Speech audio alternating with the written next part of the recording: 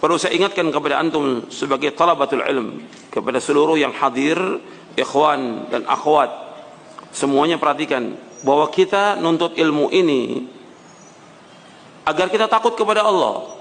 Itu antum harus ingat itu.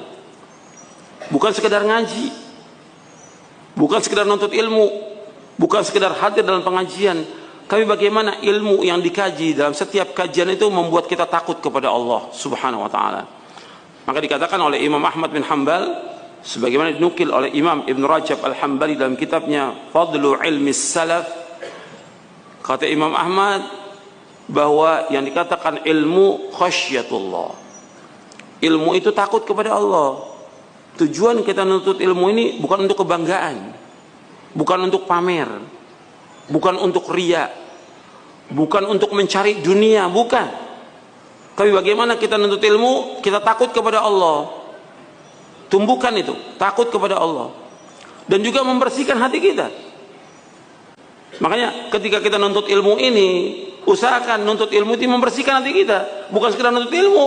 Bagaimana penyakit-penyakit ego, penyakit sombong, penyakit serakah, penyakit bakhil, penyakit dengki, penyakit iri itu hilang dari hati kita.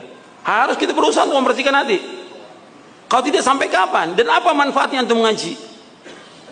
Antum dulu ngaji ilmu, ngaji berapa kitab antum baca, tapi hati ini nggak bersih, kotor, dengki pada orang, selalu benci pada orang, suudzon kepada orang, serakah kepada dunia, nggak ada manfaatnya pengajian itu. Yang kedua, membuat kita ini takut kepada Allah.